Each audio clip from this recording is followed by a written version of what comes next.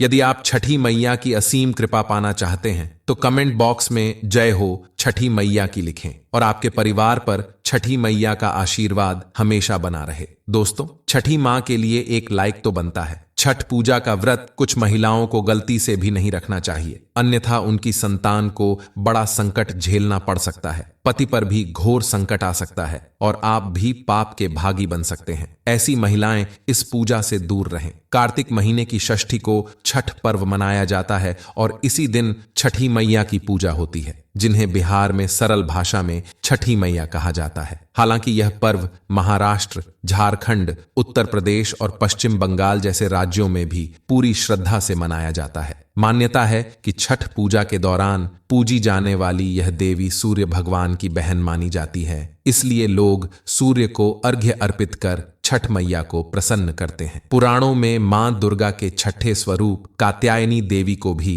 छठ मैया का ही रूप माना गया है। छठी मैया को संतान देने वाली माता के रूप में भी जाना जाता है और यह पर्व विशेष रूप से संतान के लिए मनाया जाता है। खासतौर पर वे जोड़े जो संतान सुख की कामना करते हैं इस व्रत को रखते हैं, जबकि बाकी लोग अपने बच्चों की खुशहाली के लिए छठ पूजा करते हैं। लेकिन क्या आप जानते हैं, कुछ ऐसी महिलाएं भी होती हैं जिन्हें भूल से भी छठ पूजा का व्रत नहीं रखना चाहिए, क्योंकि इसे सबसे बड़ा पाप माना गया है। ऐसी महिलाएं इस गलती से बचें। सबसे पहले अपनी राशि कमेंट बॉक्स में अवश्य डालें। अगर आपके राशि अनुसार कोई विशेष उपाय होगा तो हम आपको रिप्लाई में सुझाव देंगे। और हाँ, एक लाइक जरूर करें। जय हो छठी मैया की कहें। शास्त्रों के अनुसार वे लोग जो अधूरी शादी करते हैं, जैसे कि कोर्ट मैरिज या शादी के बिना ही संतान का जन्म कर लेते हैं, वे शास्त्र का अपमान करते हैं। इसलिए ऐसे लोगों को भी छठ पूजा का व्रत नहीं रखना चाहिए। बिना शादी के जब लोग साथ में रहते हैं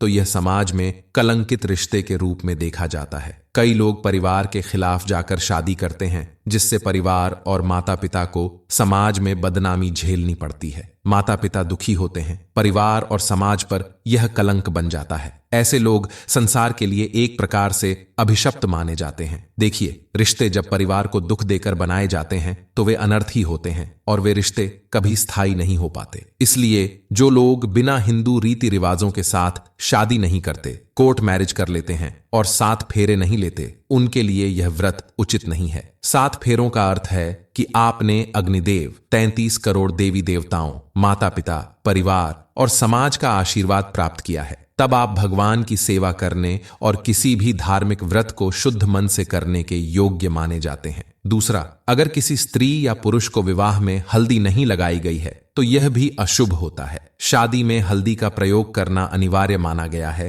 ताकि वे व्रत, पूजा पाठ और किसी भी शुभ कार्य में भाग ले सकें। ऐसी महिलाएं तभी धार्मिक कार्यों में सफल और शामिल हो सकती हैं जब वे अग्नि के साथ फेरे लें, और शास्त्रों में इस तरह के विवाह को सर्वश्रेष्ठ माना गया है। अधूरी शादी वाले लोग छठ पूजा न करें, क्योंकि ऐसा करने से छठी मैया का अपमान माना जाता है और पाप का भागी बन सकते हैं। शास्त्रों के अनुसार इस व्रत को सच्चे मन से ही रखना चाहिए। अगर कोई महिला इसे मन से नहीं बल्कि मात्र शौक से करती है तो उसके पति या संतान पर संकट आ सकता है। सच्चे भाव से किया गया छठ व्रत संतान सुख का आशीर्वाद देता है, संतान की रक्षा होती है और घर परिवार में सुख समृद्धि आती है। छठी मैया व्रत करने वालों के घर के चारों ओर सदा उनकी रक्षा करती हैं। जो महिलाएं संतान सुख से वंचित हैं, उन्हें यह व्रत संतान सुख प्रदान करता है। छठ पूजा का फल हजारों वर्षों के पुण्य के समान माना गया है, जिससे घर में समृद्धि और धन धान्य आता है और हर मनोकामना पूरी होती है। कुंवारी कन्याएं और पुरुष भी छठ पूजा कर सकते हैं, क्योंकि यह व्रत कई गुना फल प्रदान करता है, पापों का नाश करता है और जीवन में सुख समृद्धि लाता है। पूरा व्रत करने से स्वयं छठी मैया घर की रक्षा करती है। यदि किसी महिला या पुरुष का तलाक हो चुका है या वे अलग रह रहे हैं तो उन्हें भी यह पर्व नहीं मनाना चाहिए, क्योंकि माता रानी तभी प्रसन्न होती हैं जब आप जोड़े से उनकी पूजा करें। इसके अलावा छठी मैया को 3 विशेष चीजें अर्पित नहीं करनी चाहिए, क्योंकि इससे भारी पाप लगता है। सूर्य भगवान को अर्घ्य देने के लिए हमेशा तांबे के लोटे का ही उपयोग करें। चांदी, स्टील या प्लास्टिक के बर्तन से अर्घ्य न दें, इससे व्रत टूट सकता है। व्रत के दौरान घर में कभी मांसाहार न बनाएं और न ही परिवार में किसी को इसका सेवन करने दें। जो लोग इस दिन लहसुन प्याज का सेवन करते हैं, उन्हें छठी मैया का क्रोध झेलना पड़ सकता है, क्योंकि यह अशुद्ध माना जाता है। यदि परिवार का कोई सदस्य व्रत कर रहा है तो घर में लहसुन प्याज का उपयोग न करें। भले ही आप दूर हों फिर भी लहसुन प्याज न खाएं ताकि व्रत का पवित्रता बनी रहे। व्रत के दौरान घर में शराब या धूम्रपान भी वर्जित है। छठी मैया का प्रसाद विशेष शुद्धता से बनाया जाता है, इसलिए नया चूल्हा उपयोग करें या गैस स्टोव को पहले अच्छी तरह से धो लें। पहले से बने चूल्हे पर प्रसाद न बनाएं। सूर्य को अर्घ्य देने से पहले भोजन न करें, यह बड़ा पाप माना गया है। व्रतधारी को पहले और दूसरे दिन सूर्य को अर्घ्य देने के बाद ही भोजन करना चाहिए। यदि छठी मैया से मांगी मन्नत पूरी हो जाए तो विशेष पूजा करनी चाहिए, अन्यथा उनका कोप झेलना पड़ सकता है। छठ व्रत करने वाले को 4 दिन तक जमीन पर ही सोना चाहिए और उस कमरे में ही विश्राम करें जहां पूजा हो रही है। इस दौरान मां का ध्यान करना चाहिए ताकि व्रत में कोई विघ्न न आए। जहां प्रसाद बन रहा हो वहां साधारण भोजन नहीं बनाना चाहिए और उस स्थान पर भोजन करना भी निषिद्ध है। प्रसाद बनाते समय नमक का हाथ किसी पूजा सामग्री से न छुएं। व्रत के दौरान अपनी वाणी को साफ रखें और गंदी बातों या विचारों से दूर रहें। छठी मैया का आशीर्वाद पाने के लिए मन को पवित्र रखें। पूजा के दौरान झूठे बर्तन और गंदे कपड़े का ढेर घर में न रखें, इससे मां अप्रसन्न होती हैं। छठी मैया को स्वच्छता अत्यंत प्रिय है, इसलिए घर को साफ रखें और गंगा जल का छिड़काव कर पूरा वातावरण पवित्र बनाएं ताकि छठी मैया का आशीर्वाद प्राप्त हो सके। दोस्तों, आज हम आपको छठी मैया की कृपा प्राप्त करने का एक ऐसा उपाय बताने जा रहे हैं जिससे आप जल्दी करोड़पति बन सकते हैं। यदि आपने यह उपाय पूरे विधि विधान से कर लिया तो आपको इस संसार की कोई भी ताकत, कोई भी महाशक्ति धनी बनने से, ऐश्वर्य और शुभ संयोग प्राप्त करने से, सकारात्मक ऊर्जा और सौभाग्यशाली जीवन साथी मिलने से रोक नहीं पाएगी। इसे आप कॉपी पर लिखकर अपने पास रख सकते हैं क्योंकि यह उपाय आपके जीवन में अद्भुत बदलाव लाएगा। इस उपाय को छठ पूजा के दिन ही करना है। आइए जानते हैं इस अद्भुत उपाय के बारे में। सबसे पहले एक पैकेट नमक लें, पिसा हुआ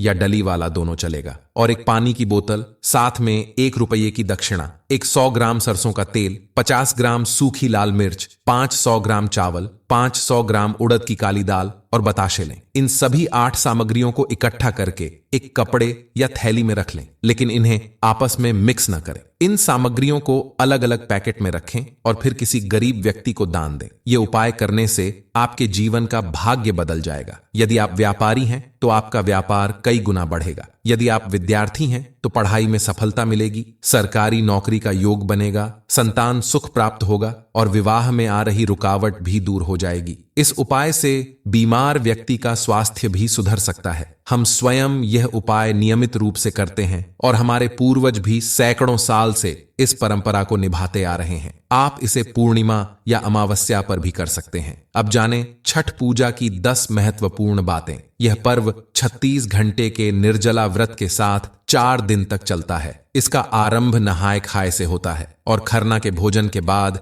यह व्रत जारी रहता है। व्रत का समापन उषा को अर्घ्य देने के बाद होता है। इस पूजा में सूर्य देव, उनकी पत्नी उषा और प्रत्युषा के साथ सूर्य देव की बहन छठी मैया की पूजा की जाती है। मान्यता है कि सूर्य देव की उपासना से मान सम्मान और उन्नति प्राप्त होती है। शास्त्रों के अनुसार छठी मैया संतानों की रक्षा करने वाली देवी मानी जाती हैं और यह पर्व संतान की सुरक्षा के लिए ही मनाया जाता है। छठ पूजा में डूबते सूर्य को अर्घ्य देने की प्रथा है क्योंकि यह संदेश देती है कि जो डूबा है वह अवश्य उदय होगा। पौराणिक कथा के अनुसार सबसे पहले सूर्य के पुत्र कर्ण ने इस पूजा की शुरुआत की थी। वे कमर तक पानी में खड़े होकर सूर्य को अर्घ्य देते थे, जिससे उन्हें महान योद्धा बनने का आशीर्वाद मिला। छठ पूजा के अंतिम दिन उगते हुए सूर्य को अर्घ्य देकर इस पवित्र व्रत का समापन होता है, जिसे वरुण वेला में यानी सुबह के समय सूर्य की पत्नी उषा को अर्घ्य अर्पित किया जाता है। इसे करने से वंश वृद्धि का आशीर्वाद प्राप्त होता है। व्रत खोलते समय